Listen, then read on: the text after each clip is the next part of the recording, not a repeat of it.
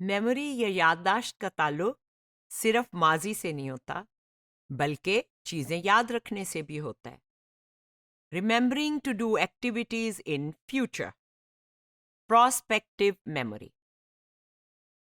Prospective memory उस चीज को कहते हैं, उस याद को, उस हादसे को कहते हैं जो हम इसलिए स्टोर करते हैं कि हम एक काम आने वाले टाइम में करें।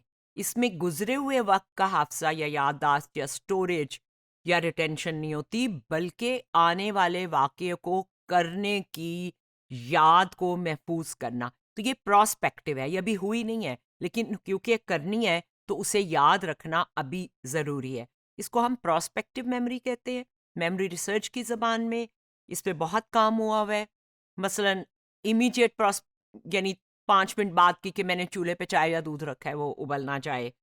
कल मैंने फ़लाँ चीज़ ख़रीद कर लानी है, 10 दिन बाद मैंने बिल पे करना है, हर महीने की 15 को मैंने फ़लाँ काम करना है, या मैंने किसी ख़ास तारीख़ को 3 महीने बाद ट्रैवल करना है या कुछ अटेंड करना है, या घर में कोई ख़राबी हुई हुई है लाइन में और आप याद रखना चाहते हैं कि आपने इलेक्ट्रीशियन को फ़ोन करना है।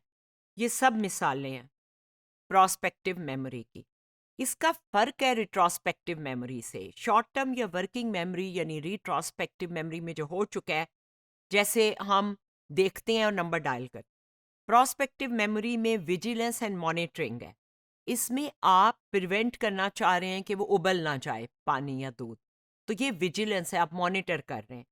अब रिट्रोस्पेक्टिव यानी गुजरी हुई मेमोरी में, लॉन्ग टर्म मेमोरी में आप इनकोडिंग करते हैं और पुराने वाकयात को रिकलेक्ट करते हैं, दोबारा याद करते हैं। प्रोस्पेक्टिव मेमोरी में प्रॉपर, जिसको कहते हैं, आप ग्रोसरीज घर आते हुए कोई चीज़ खरीदते हुए याद रखना, तो ये हम और तरह से प्रोस्पेक्टिव मेमोरी में होता है। ये लॉन्ग टर्म में डालना पड़ता है, वरना चंद मिनट बाद भूल जाए। सिमेंटिक मेमोरी में फैक्ट्स, चीज़ें और प्रोसीजर्स याद रखने होते हैं। हैबिचुअल, इसके मुकाबले में हैबिचुअल प्रॉम यानी हैबिचुअल प्रोस्पेक्टिव जो मेमोरी है, उसमें आपने ये याद रखना है कि आपने रोज़ कोई ख़ास दवाई या कोई ख़ास सप्लीमेंट या ख़ास एक्सरसाइज जो है वो करनी है। तो ये सिमेंटिक मेमोरी के मुकाबले में ये भी आपने एक फैक्ट याद रखना है। तो ये दोनों का एक कंपैरिजन है। जर्नल्स में रिसर्च अब बढ़ती जा रही है मेमोरी के प्रोस्पेक्टिव जो मेमोरी के मॉडल्स पे। इसमें अगर हम देखें तो इस मॉडल में जो एक जर्नल से रिसर्च से मैंने लिया है, प्लानिंग है और उस प्लानिंग को याद रखना है। यहाँ पे आपने कहा है कि मैंने ये इवेंट है जिसको मैंने अटेंड करना है, उसके बारे में आपने इरादा बनाना है। अब आपने वो इरादा बनाया है, उस इरादे को फिर आपने इससे रिलेट किया कि ये वाक़या है। उसके बाद उस इरादे को आपने रिटेंशन में रखा है, लेकिन बीच में डिस्ट्रैक्शन भी होगी। हमेशा आपने सिर्फ़ वो इरादा तो नहीं किया हुआ, और भी काम चल रहे होते हैं। इसको आपने मॉनिटरिंग करनी है। जो आपने इरादा बनाया था, उसके बारे में आपने कोई टाइम भी किया, जैसे हम अलार्म लगाते हैं, ज़हनी अलार्म भी होते हैं। वो जो आपने टाइम क्यों किया था, वो आपकी रिकॉल को इनिशिएट करेगा। रिकॉल आपको करेगी कि मेरा इरादा था जाने का, और वो जो इरादा था उसको आप पूरा करेंगे। ये है आपका पूरा करना। सो इस तरह से प्रोस्पेक्टिव मेमोरी जो है वो होती है। हमें इसमें मोटिवेशन, मेटाकॉग्निशन एंड कंपनसेशनल स्ट्रेटजीज होती हैं, क्योंकि ये एक कांस्टेंट प्रोसेस होता है जो कि टाइम के साथ आपकी एक रेस है। टाइम वो आने वाले में करना है, लेकिन याद उसको अभी रखना है। प्रोस्पेक्टिव मेमोरी का ये मॉडल जो है ये कुछ और भी दिखा रहा है कि हमारा जो एक क्यू है, जो हमने याद रखने के लिए कोई हिंट ली थी या क्यू, वो हमारे हिप्पोकैम्पल मॉड्यूल में है, जबकि जो कि ब्रेन में है, तो वो फ्रंटल सिस्टम पे नहीं है।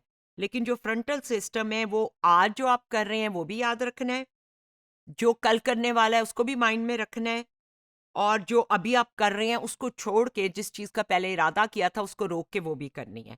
और ये आपकी अवेयरनेस में है कि मैंने ये इरादा किया था, तो आप इसको फ्रंटल में लाते हैं और उसके बाद आपने जो इरादा किया था उसे पूरा करते हैं।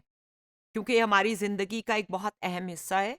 आने वाली चीज़ें जो करना है वो याद रखें, वरना दुनिया के काम चल नहीं सकते। अ, दुनिया के भी और आखिरत के भी। तो इसलिए हमें ये मॉडल को समझना पड़ा अपनी रिसर्च में। इंटरप्शंस यानी होने वाले काम को रोक देना, इस पे भी एक्सपेरिमेंट हुए हैं। स्टूडेंट्स को कहा गया कि कुछ क्विज फिल करो और इसको ये फिर क्विज का पेज बदल जाएगा और बीच में उनको रोक दिया गया किसी और टास्क से, जैसे उनको कंप्यूटर अगली पे चला गया। उनकी टास्क ये थी कि वो याद रखें कि उन्होंने क्या कर रहे थे जो कि रोका गया। ये इसके हैं मामलात कुछ प्रोस्पेक्टिव मेमोरी के। गुड मेमोरी क्यूज क्या हो सकते हैं आने वाले काम को याद रखने के? वो सेलियंट हो और डिस्टिंक्ट हो, क्लियर हो, आपकी फ्रंटल प्रोसेसिंग को ट्रैक कर सकें और मीनिंगफुल एसोसिएशन हो जो आपका काम करने वाला है उसके साथ। इसकी एग्जांपल्स हैं कि अगर आपने कूड़ा जो है वो याद रखना है कि मैं घर वापस आके बाहर निकालूंगा, तो बेडरूम की डोर के पास आप एक कूड़े की टोकरी रखेंगे। आपको वो अजीब सी लगेगी कि यहाँ क्यों पड़ी है, तो आपको वो याद आ जाएगा।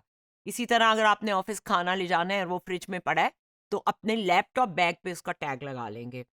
और कार की ऑयल चेंज करानी है तो कार के स्टीयरिंग पे टैग लगाएंगे। वो टैग बाथरूम में लगाने का कोई फायदा नहीं।